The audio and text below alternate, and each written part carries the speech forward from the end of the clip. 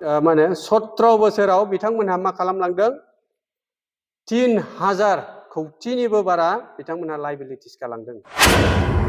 17 बोसोराव बिथांमोनहा मात्र 15,000ल' हाफात्ता होदों। बिथांमोनहा अयबास जाबाय। बै समाव बिथांमोना दि जाख्ल'यदों, बै जाख्ल'नायानो बिथांमोननि खुगा बिजौआव फैयो दिनैसिमबो। कुसुगाव ब्लक UPPL दोलोनि कमिटिनि जानानै क्रिसमासनि आरो निउ इयारनि बयनिसिमबो गोसो गोरबोजों हामलायथि जासिहरबाय। दा दिनैनि जे प्रेस मिट खुंनायनि मेन उद्देश्यआनो जाहैबाय मैया 23 तारिख 12/2023 दिनाव गाम्बारि बिलाव BPFनि मोनसे मेल जानानै थांदों।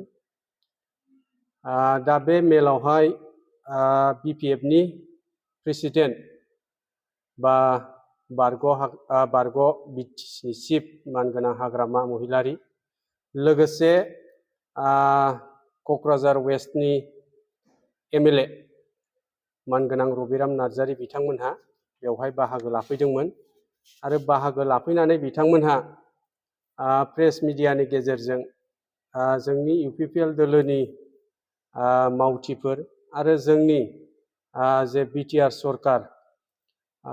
सरकारनि सोमोन्दै गोबां गाज्रि मुं सुनानै बिथांमोनहा गालांदों। प्रेस मिटनि गेजेरजों बिथांमोनहा बुंदों। दा बिनिनो फिनजाथाय होफिननो थाखाय जोङो दिनै बे प्रेस मिटखौ खुंनाय जादों। दा बिथांमोन बुंनाय बायदिब्ला जे बिथांमोनहा मैयाहाय जोंनि सरकार UPPL, BJP आरो GSP जे मोनथाम दलजों सालायनाय जे BTR सरकार, बे BTR सरकारनि खामानि दामानिखौ लानानै बिथांमोनहा गाज्रि मुं सुलांदों, नंखाय बाथ्रा रायजो राजाफोरनि गेजेराव बुंलांदों। दा बिथांमोनहा बुंनो हायो जों बिथांमोनहा दिनैनि तारिखाव बिथांमोनहा गाब्रायबाय। बिथांमोननि नावा जे गोदोहां बिनि थाखायनो बिथांमोनहा गाब्रायदों। गाब्रायनानै जानला मेनला बिथांमोनहा बाथ्राफोर बुंथिंगासिनो दङ, मिथिं दावथिं बुंथिंगासिनो दं। उन्दै सात्रफोरखौ लानानै बिथांमोनहा मिथिं खालामो, उन्दै सात्रफोरखौ लानानै बिथांमोनहा जयनिं प्रग्राम खालामो आरो बिथांमोनहा बिथांमोननि मेलेमाव जे फैबाय थानाय समाव गाज्रि खोथा बाथ्राफोरखौ बुंनानै बिथांमोननि फरायनायनिफ्राय बिथांमोनखौ जानगाराव दोननो थाखाय बिथांमोनहा जे हाबाफारिखौ लागासिनो दङ, बे जोंनि समाजनि थाखाय एसेबो साबजाथावना खामानि नङा। दा बिनि थाखाय जोङो बिथांमोनखौ सोंखारियो जाहाथे भबिष्यताव बे उन्दैखौ लानानै जाय बिथांमोनहा भटार्सआनो गैया, बै भटार्स गैयै बिथांमोनखौ लानानै राजनिति गेलेनायखौ जोङो मोजां मोनाखै आरो बे राजनिति गेलेनायनिफ्राय जाहाथे बिथांमोनहा गोजानाव थायो, बेखौ जोङो गोख्रों रावजों बिथांमोनखौ सोंखारियो। दा बाथ्राया जाबाय मा, जोंनि जे सरकारखौ बिथांमोनहा गोबां बाथ्रा बुंदों फारियै, PMAY लानानै लामा सामानिफ्राय लानानै सोलोंथाइनिफ्राय लानानै गोबां खेथ्रआवनो बिथांमोनहा जोंखौ मा होनदों, फेलार होननानै बुंदों। खिन्थु बिथांमोनहा दिनैनि तारिखाव जों बुंनो हायो 17 बोसोराव बिथांमोनहा मा मावबोदों मा मावाखै जों बयबो आसि थुयै खिथानो हायो। PMAYGनि बेलायाव जों गोबां दुर्नितिखौ नुबोनो मोनदों। बिथांमोननि आमोलाव PMAYGआ 17 बोसोराव 14,000थाल' न' जादों।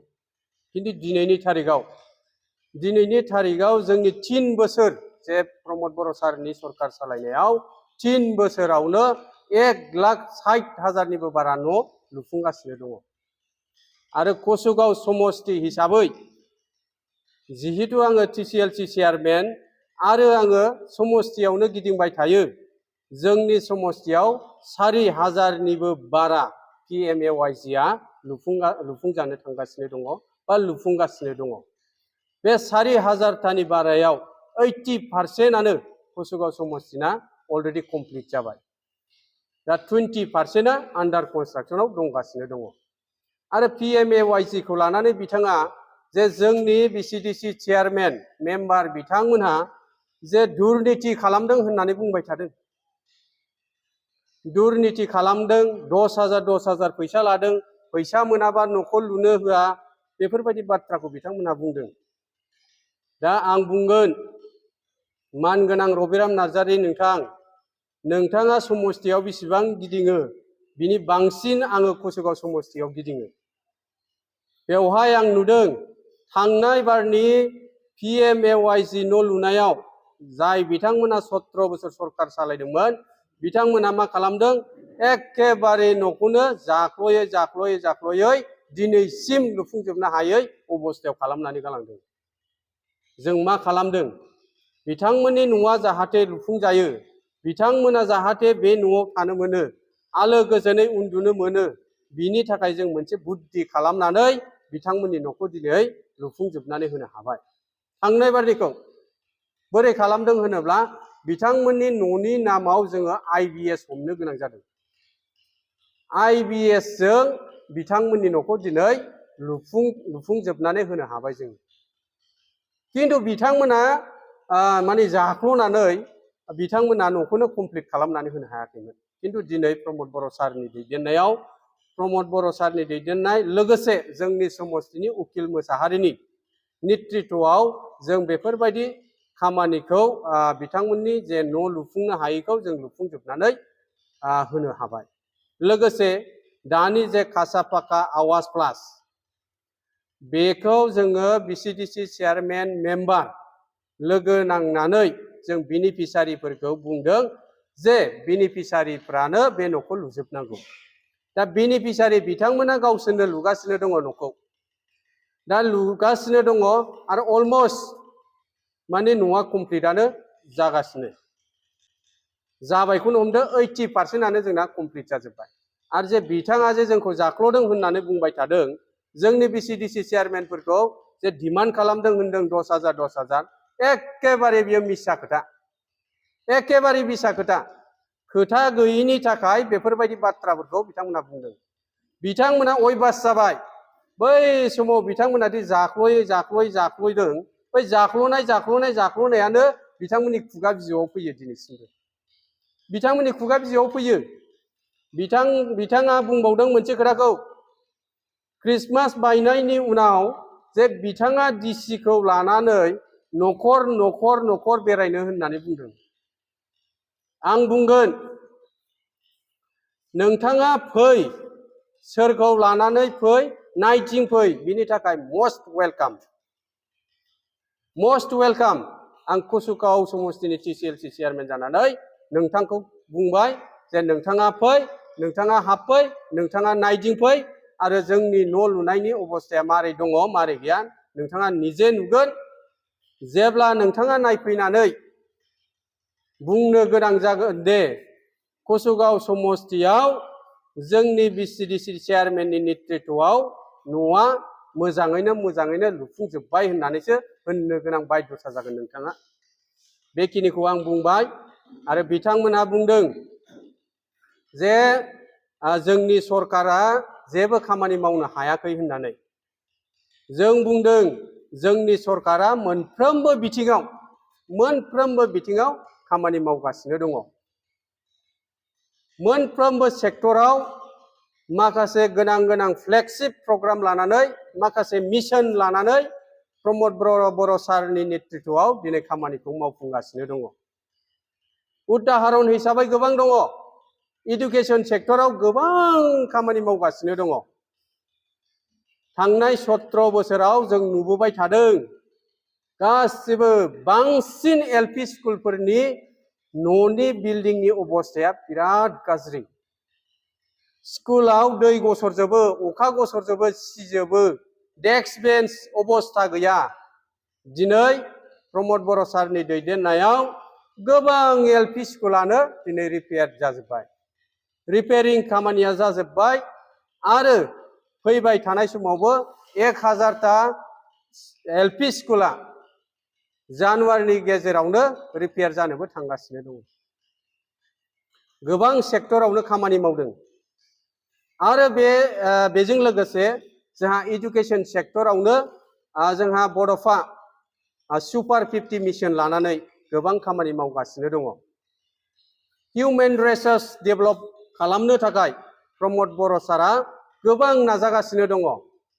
मोनफ्रोमबो कम्पिटिटिभ एग्जाम जेरैहाय जोंहा UPSC, SCS, इन्जिनियारिं, मेडिकेल बैफोर जे कम्पिटिटिभ एग्जामखौ होनो थाखाय जे कचिं जाय बिथांमोनहा गोरिब गुन्द्रानि न'खरनि छात्र बिथांमोनहा जे कचिं लानो हायै बै न'खरनि मोजां मोजां स्टुडेन्टसफोरखौ सायख'नानै दिनै बैफोर कम्पिटिटिभ एग्जामखौ होनो थाखाय मोजां मोजां कचिं सेन्टाराव बिथांमोनखौ कचिं होगासिनो दङ।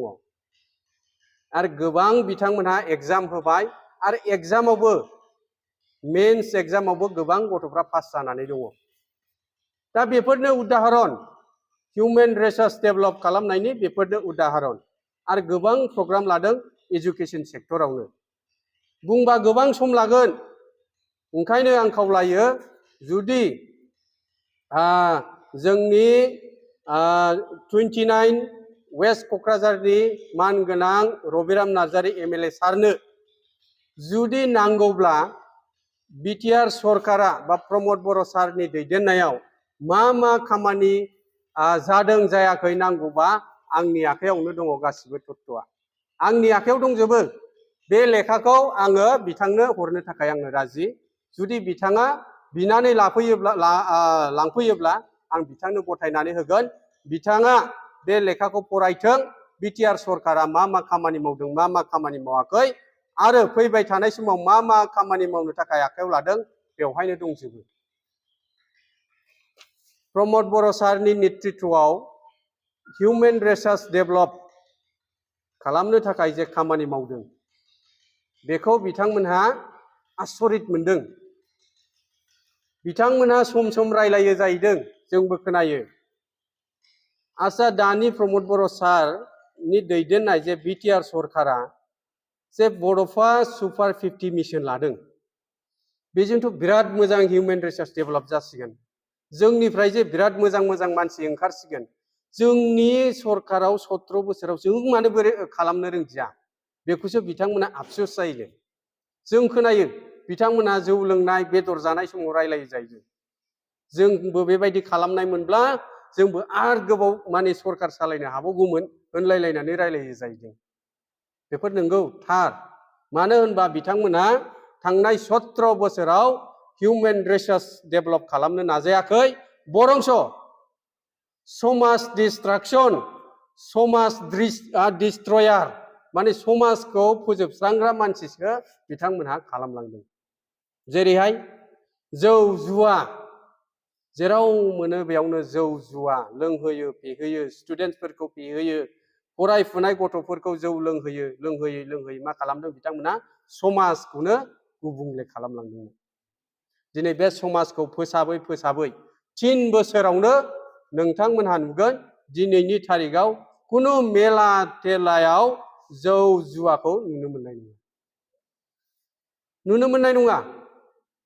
दा बिथाङा बुंनो हागौ जोंखौ, खिन्थु बिथांमोना 17 बोसोराव मा मावदों मा मावाखै, जोंना 3 बोसोरावनो बिथांमोननिफ्राय बांसिन खामानि मावगासिनो दं। 17 बोसोराव बिथांमोनहा मा खालामलांदों, 3000 कौटिनिबो बारा बिथांमोनहा लाइबिलिटिस गालांदों। दिनै लाइबिलिटिसखौ सुख'यै दिनै 50%निबो बारा लाइबिलिटिसखौ सुख'बाय। 50%निबो। दा बिथांमोना जाबसिननानै गालांबाय दानि सरकारनो, बेसेबां हेडेक गालांदों। दा बेखौ फोसाबनांगौनि थाखाय जोंना प्रमद बर' सारा बिथाङा रह' खामानि मावगासिनो दङ। आरो मोनसे बाथ्राखौ आं बुंबावगोन, मैया जोंना 29 समस्तिनि जे MLA मानगोनां रबिराम बिथाङा हाफ पाट्टानि खोथाखौ बुंगासिनो दङ। हाफ पाट्टानि खोथाखौबो बुंलांदों। बिथांमोनालायनो गोबां हाफ पाट्टा होदों। 17 बोसोराव बिथांमोनहा मात्र 15,000ल' हाफ पाट्टा होदों। 15,000ल' खिन्थु दिनै बिटिआर सरकारा 3 बोसोरावनो 86,000 हाफ पाट्टा होबाय आरो जानुवारियाव 10,000 हाफ पाट्टा होनो थांगासिनो दङ। टटेल 3 बोसोराव बा 2.5 बोसोराव बिटिआर सरकारा 96,000 हाफ पाट्टा होनो थांगासिनो दङ। गोबां गुबुन हारिनोबो होनाय जादों बेवहाय माइनरिटिसफोर दङ, बेवहाय आदिबासिफोर दं, गोबां कमिउनिटिसनि मानसिफ्रानो बेवहाय हाफ पाट्टा मोननो थांगासिनो दं। 96,000 मामुलि नङा। 17 बोसोराव 15,000, 3 बोसोराव 96,000 हाफ पाट्टा होनो थांगासिनो दं। बिथांमोना मा खालामो? अबेबा मिटिङाव जोंना जोंना बिटिसिनि चिफ हाग्रामा महिलारि बिथांखौ माखासे हाफ पाट्टानि सोमोन्दै भाषण होनाय नुदां ससियेल मिडियायाव जे हाफ पाट्टा नांगौना सेल्फ हेल्पनि फैसा नांगौ, हाफ पाट्टा नांगौना सेल्फ हेल्पनि फैसा नांगौ। बिथांमोनहा सरकाराव फैबा होगोन जाहैदों। सरकाराव फैबा जाय खामानिखौ बिटिआर सरकारा मावगासिनो दङ, जाय खामानिखौ प्रमद बर' सारा मावगासिनो दङ, जाय खामानिखौ उकिल मुसाहारि सारा मावगासिनो दङ, बे खामानिखौसो बिथांमोना सरकाराव फैबासो मावगोन जाहैदों। जों दिनै अलरेडि बिटिआर सरकारा आं दहाय बुंनाय बायदि 96,000 हाफ पाट्टा होगासिनो दङ। 86आ अलरेडि कमप्लिट होखांबाय आरो 10,000आ जानुवारियावनो होनायनिबो थिरांथा लाबाय बा होसिगोन। बेखिनिखौ आं बुंबाय। आरो बिथांमोनहा खामानि मावाखै होनदों, खिन्थु जोंनि खामानि मावनायखौ जोङो जुदि फारि फारि बुंलांनांगौबा सानसे होनब्लाबो जोबनाय नङा, सानसे होनब्लाबो जोबनाय नङा। आरो जोङो रेशन कार्ड होनो थांगासिनो दङ, जाय खामानिखौ 17 बोसोराव बिपिएफ सरकारा होनो हायाखै। बे रेशन कार्डखौ दिनै जानुवारिनि सिगांनो बे रेशन कार्डखौ होनो थांगासिनो दं। अलरेडि कमप्लिट जाजोब्बाय। मात्र रायजो राजानि आखायाव बिलाइनोल' सम थासारिखौ नायनानै जानुवारिनि सिगांनो बेखौ होनायनि थिरांथा लागासिनो दं। आरो स्वयं जोंना कसुगाव समस्तिनिफ्राय देरहालांनाय मानगोनां उकिल मुसाहारियानो जोंनि फुड एन्ड सिभिल साप्लाइनि बिथाङा इएम आरो बिथांनि डिपार्टमेन्टनिफ्रायनो जोङो साफ्रोमबो मानसिनो जाय बिथांमोना रेशन मोनाखै बिथांमोननो होनो थांगासिनो दङ। आरो लोगोसे रेशन कार्डजोंनो आयुष्मान कार्डनि फ्रि ट्रिटमेन्ट 5 लाखनि बेवहाय दंफायो, बेखौ मोनफागोन। बेखिनिखौ बुंबाय। आरो बिथांमोना जे बुंदों बिथांमोना बे रेशन कार्डनो हाफ पाट्टानो माबा माबिनो सरकाराव फैबा मावगोन, खिन्थु जोंहा अलरेडि बेखौ मावनानै जों कमप्लिट खालामनो थांगासिनो दङ। खिन्थु आं मोनसे खोथाखौ बुंगोन, रिजनेल पार्टिया जिहेतु फिसा मोनफा जायगानि मोनसे पार्टि। आरो बेखौ जोङो नुयो जे रिजनेल पार्टिया खनसे सरकारनिफ्राय गोग्लैखांनायनि उनाव बियो सरकाराव फैफिननायनि उदाहरना खुब खम। जुदि बैबायदि रिजनेल पार्टिखौ नेशनेल पार्टिया जुदि बेकिं होआब्ला बैबायदि रिजनेल पार्टिया बा फिसा दला सरकाराव फैनानै सरकारनिफ्राय बायनानै थांनानै आरो सरकाराव फैफिननांगौआ बेबायदि उदाहरनखौ जोङो खुब खम नुयो। आरो बिपिएफ दल हिसाबै गुबुन सेक्टराव गोबां खामानि मावगासिनो दङ। बिथांमोना मैया जे गाम्बारि बिलाव बुंबावदों, माने जोंखौ माने सरकारा जेबो खालामनो हायाखै दिनैसिम। खिन्थु मैयाहाय मा खालामदों बिथांमोनहा? दहाय जोंनाव रिपर्ट फैजोब्बाय। मानसि लाबोनो थाखाय बिथांमोना 500 रां जासिदों जाहैदों। 500 थाखा। माखासे गामिफोरनिफ्राय दहाय रिपर्ट फैबाय जे मैया 500 जयनिं जाबा 1000 जाहैदों, ओरैनो मिटिङाव फैबा 500 जाहैदों। दा 500खौ होनो हायैनि थाखाय दहाय जोंनाव टेलिफन फैबाय। जोंखौ मैया ओरै होननानैसो लांदोंमोन सार, दिनै जोंनो फैसाखौनो होआखिसैसो होनहरबाय। दा बिथांमोना माबायदि राजनिति खालामनो नागिरदों? बिथांमोना गोबां माने थांनाय 17 बोसोराव एखेबारे समाजजों खाबजायै गाज्रि गाज्रि हाबा मावनानै बिथांमोना राजनिति खालामबोदों। भायलेन्स, गान कालचार, नङा होमबा? नोंथांमोनाबो मिथिगौ थांनाय 17 बोसोराव पुरा भायलेन्सजोंनो दुम दाखाल सिगि सग' खालामनानै बिथांमोना मा खालामदों? राजनिति गेलेबोदों। जोंबो मिथिगौ 17 बोसोराव जोङो अपोजिशन आव थानानै जों मिथिगौ जों मा खालामजादों मा खालामजायाखै बिथांमोनजों। न'निफ्राय ओंखारनो हानाय अबस्थायावनो गैयामोन। भट हैनायाथ' गोजाननि खोथाबावसो, भट सेन्टारसिम जों थांनोनो हायामोन। न'निफ्राय ओंखारनोनो जोङो थानमानमोन जोङो। होमबा बै माबायदि कालचारमोन बियो? सब समय भायलेन्स, मोनाबानो न' सिङाव हाबनो गोनां जायोमोन। गाबोन भट दङ, मोनायाव जोङो मोनास्लाबनो हायै न'आवनो हाबनो गोनां जायोमोन। मानो होनोब्ला फैगोन, सिगि फैगोन। लामायाव सोरबा ओंखारबानो बाइकजों हुख्रेमलांगोन, लामायाव सोरबा ओंखारबानो गारिजों हुख्रेमलांगोन।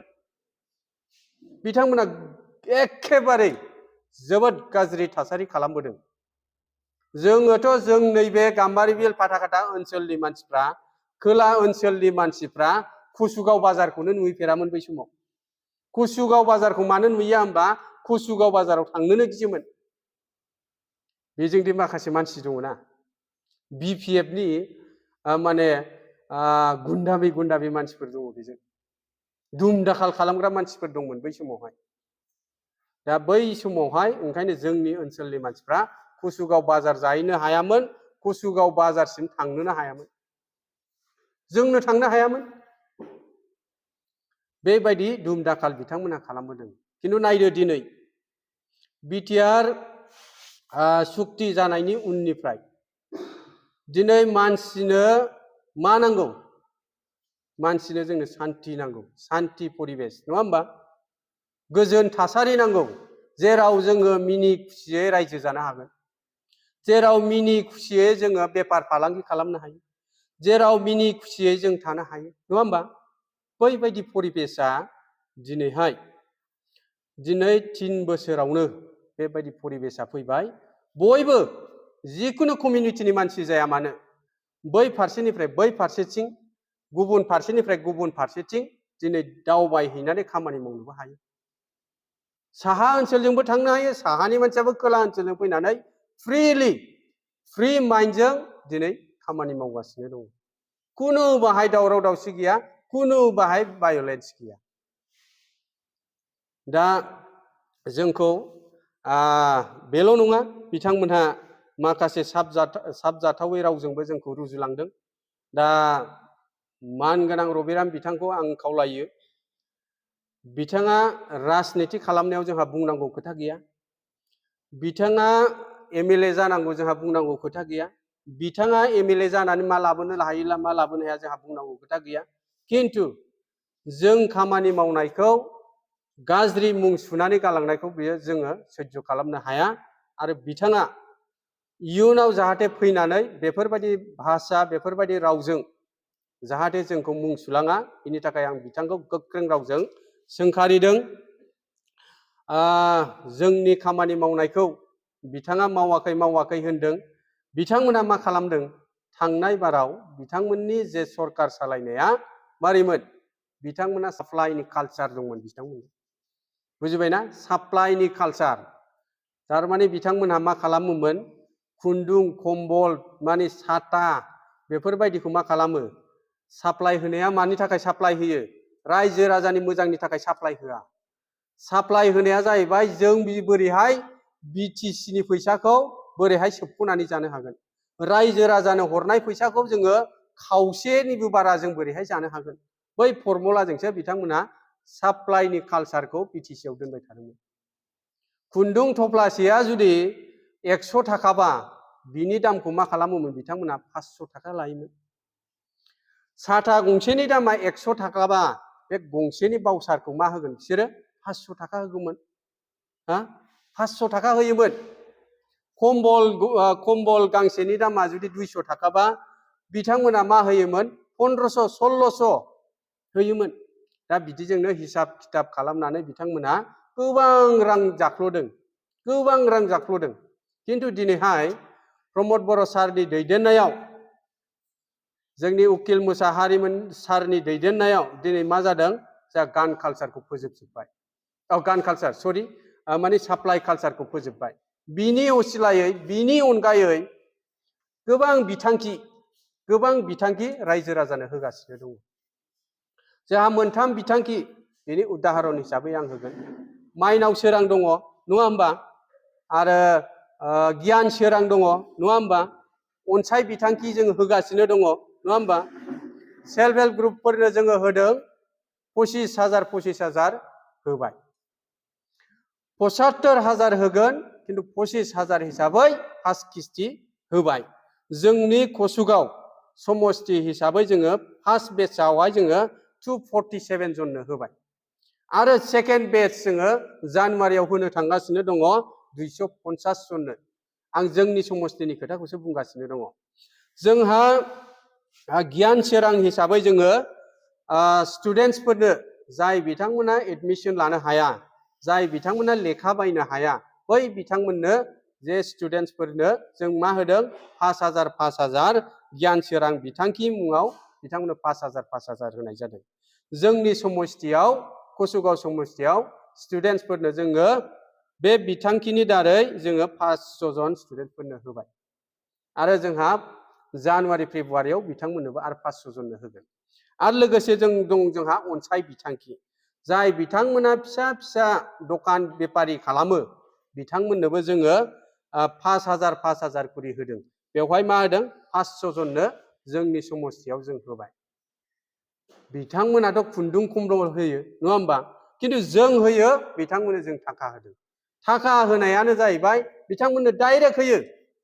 5,000 खौ जोङो 10,000 होदों होननानै जों बाउचार खालामनानै 5,000 जों जानो हाया खिन्थु बिथांमोना खम्बलखौ मा खालामो 100 थाखानिखौनो बिसोरो 500 थाखा होनो 250 थाखानिखौनो बिसोर 1200 थाखा होनो नङा होमबा दा बैफोरबायदिजों बिथांमोना बिटिसिनि फैसाखौ जाख्ल'जोबदों जायनि बिथांमोनहाथ' दोबैनाय नाव जाबाय आरो बिथांमोना बे दैनिफ्राय बिथांमोना मालाबाबो सिखारफिननो हानाय नङा बिथांमोना नायबानो जाबाय नोंथांमोननि चेनेलनि गेजेरजों आं बेखौनो बुंगोन बिथांमोनखौ नाय बिथांमोना एमपि इलेक्सन जोबनाय लोगो लोगोनो बिथांमोननि दला साफा जागोन सेरखाय बेरखाय जागोन आरो बिथांमोननि जे बागा नेता गिदिर नेता बिथांमोननि बिपिएफ दोलोनि जोंनि इउपिपिएल दोलोआव हाबनो थाखाय बिथांमोना थियारि जागासिनो दङ सम आरो खाबुखौ नायनानै जोङो बिथांमोनखौ जयनिं लानो थांगासिनो दङ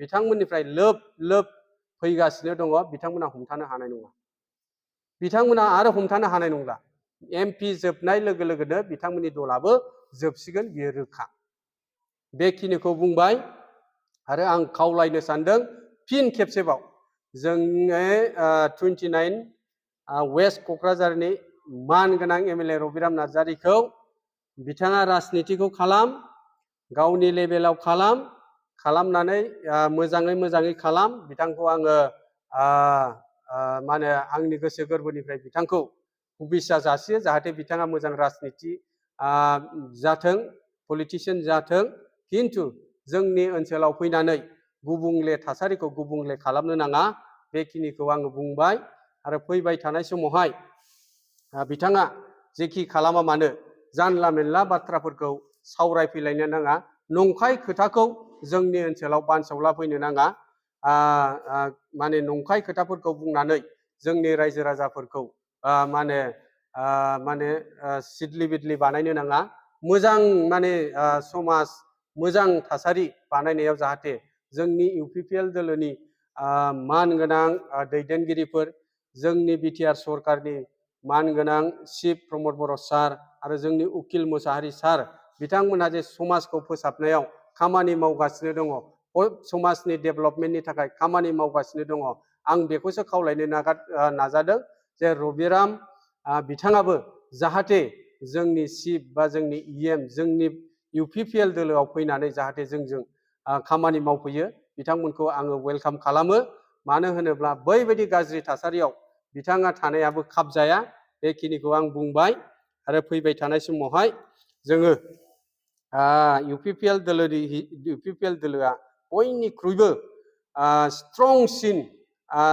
माने रिजनेल पार्टी जानो थांगासिनो दङ बेखिनिखौ बुंबाय आङो नोंथांमोननि चेनेलनि गेजेरजों जोबनायाव बयनिसिमबो फैबाय थानाय क्रिसमास लोगोसे निउ इयारनि आरो फिन खेबसेबाव गोजोन हामलायथि जासिबाय आरो अबंलावरिनाव आरज गाबबाय जाहाथे बयनिबो जिबनाव बयनिबो थांनानै थानायाव आशीर्बाद सारहरो बेखिनिखौ आरज गाबनानै आंनि बे बिबुंथिखौ एसेखिनियाव आं मोनसे गोजोनथाव खौरां क'क्राझार सहरनि जेडि र'डजों नांजाबनाय सुदेमपुरि गांजिमा बाजाराव थानाय आइ आफा मेडलाइफ BM हस्पिटालाव बेराम सोखानो हानायनि गोबां खाबु दं।